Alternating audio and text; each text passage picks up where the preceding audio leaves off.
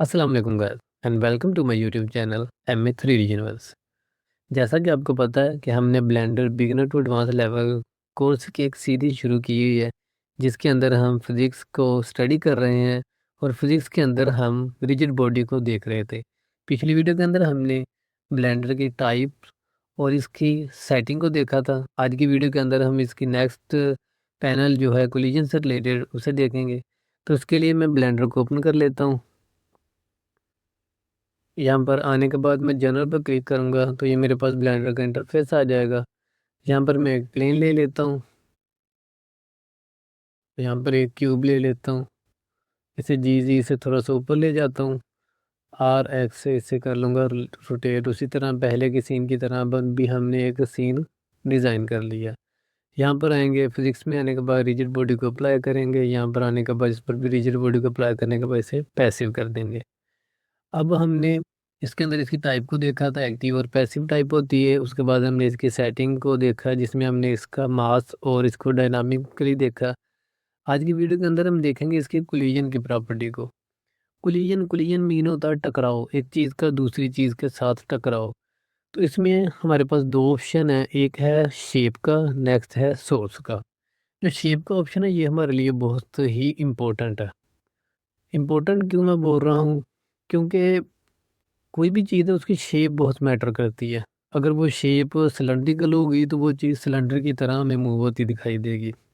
ये मेरे पास एक क्यूब है, अगर मैं यहाँ पर आऊँ तो इसकी जो शेप मेरे पास है कॉन्वेक्स हेल है।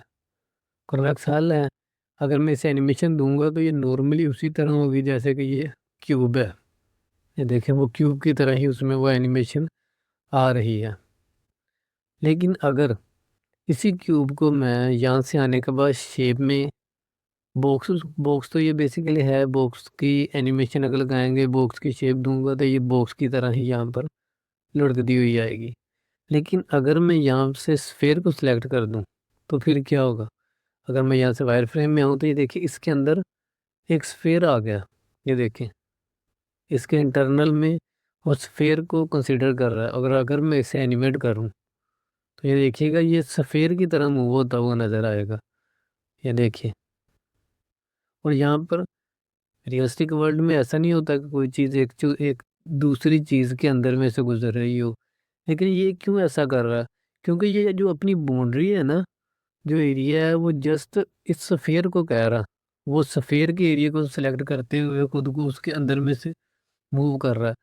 क्योंकि अगर क्यूब को देखें तो उसका एरिया इस कोनों से शुरू हो रहा है। अगर हम मेरे स्फीयर को देखें तो वो सर्कुलर है, उसका एरिया यहाँ से शुरू हो रहा है, जिसकी वजह से हमें वो, ये देखें, यहाँ पर टकराता हुआ दिखाई देता है। अगर हम यहाँ से आए तो ये यहाँ पर उसके साथ ही प्लेन के साथ होगा, लेकिन उस स्फीयर का एरिया उसके साथ होगा। और नेक्स्ट अगर मैं यहाँ पे कैप्सूल करूँ तो ये कैप्सूल की शेप का हो जाएगा। और अगर मैं यहाँ से इसे कर दूँ सिलेंड्रिकल तो ये देखिए सिलेंडर की तरह का है, और इसे RX से 90 डिग्री कर देता हूँ। और अब अगर हम अगर एनिमेशन है, ये देखिए यहाँ पर आ गया। अगर मैं यहाँ पर आने के बाद इसे मूव करूँ तो ये देखिए अब ये सिलेंडर की तरह रोटेट होता हुआ आ रहा है।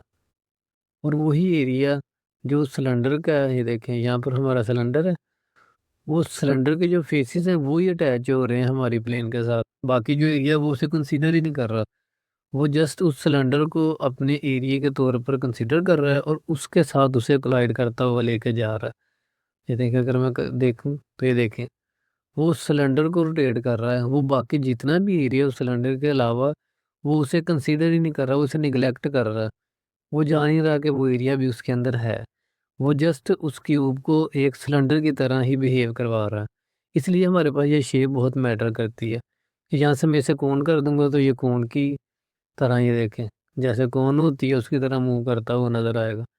बेसिकली इसके अंदर हमारे लिए हर शेप से रिलेटेड ही है, स्फीयर है, सिलेंडर है, कैप्सूल वगैरह है।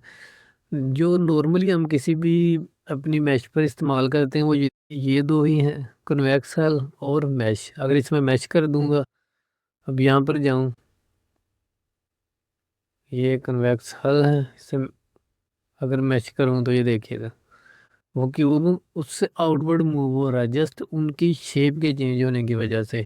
इसे कन्वेक्स हल करते हैं, इसे हम कर देते हैं वापस से क्यूब, जो कि हमारा बॉक्स है।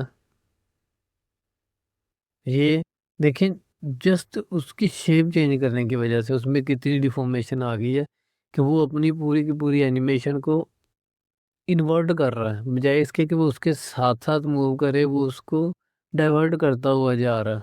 ये देखें, अब अगर हम इसे स्फेयर करें तो ये इसके साथ आ रहा है, दोबारा वापस इसे बॉक्स में कर देंगे तो ये देखें उसके साथ टकरा कर दूर मूव हो रहा है। अगर इसी तरह हम बाकी चीज़ों को देखें, यहाँ पर मैं एक स्फेयर ले लेता हूँ और इसे जी से ऊपर लाता हूँ और इस पर रिजिड बॉडी को अप्लाई करूँ तो इसमें ये कन्वेक्स हल है।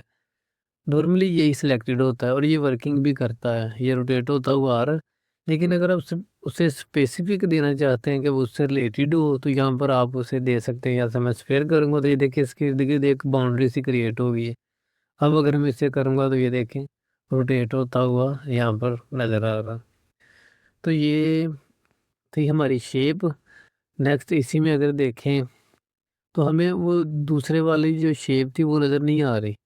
यहाँ पे हमारे पास जस्ट स्फेयर है तो इसके अंदर हमने स्फेयर को सिलेक्ट किया तो जो उससे रिलेटेड ही था, उसमें वही प्रॉपर्टीज़ थी जो कि एक स्फेयर की होती हैं। लेकिन अगर मैं इसे इसकी शेप से हटकर कोई भी शेप देता हूँ, यहाँ पर अगर मैं इसे बॉक्स करता हूँ तो ये देखें, या ऐसे कन्वेक्स हल करता हूँ, साथ ही मेरे पास सोर्स की आ जाती है जिसके अंदर है deform. Source of the mesh used to create collision. इस मैश का वो सोर्स है जो कोलिजन क्रिएट के लिए इस्तेमाल होगा। तो इसे हम बेसिकली डिफ़ॉर्म पर ही रहने देते हैं। अगर बेस पर करेंगे तो जस्ट हमें कोई इतना इफ़ेक्ट नज़र नहीं आएगा, इसे हम डिफ़ॉर्म ही कर देंगे। तो इसके अंदर कोलिजन में जो हमारे लिए मेन चीज़ है वो है शेप की। अगर हम शेप सेलेक्ट करेंगे तो वो शेप उसके हिसाब से इंटरैक्ट करेगी और हमारे सीन में एक रियलिस्टिक इफ़ेक्ट क्रिएट कर देगी। तो ये था हमारा आज का कोलिजन का टैब, जिसके अंदर हमने बेसिकली शेप को देखा कि कौन से ऑब्जेक्ट के लिए हम कौन सी शेप को सिलेक्ट करते हैं और कौन सी शेप उसके लिए बेनिफिशियल होती है और एनिमेशन को ज़्यादा इफेक्टिव बनाती है। तो आज की वीडियो के लिए इतना ही। अगर वीडियो पसंद आई है तो वीडियो को लाइक कमेंट और शेयर करें। अगर कहीं से कोई पॉइंट जो आपको तंग कर रहा है या आपको उसमें डिफ़िकल्टी आ रही है तो आप कमेंट में पूछ सकते हैं। मज़ीद इसी तरह के वीडियोज़ के लिए चैनल को सब्सक्राइब करें। मिलते हैं नेक्स्ट वीडियो में। खुदा हाफिज़।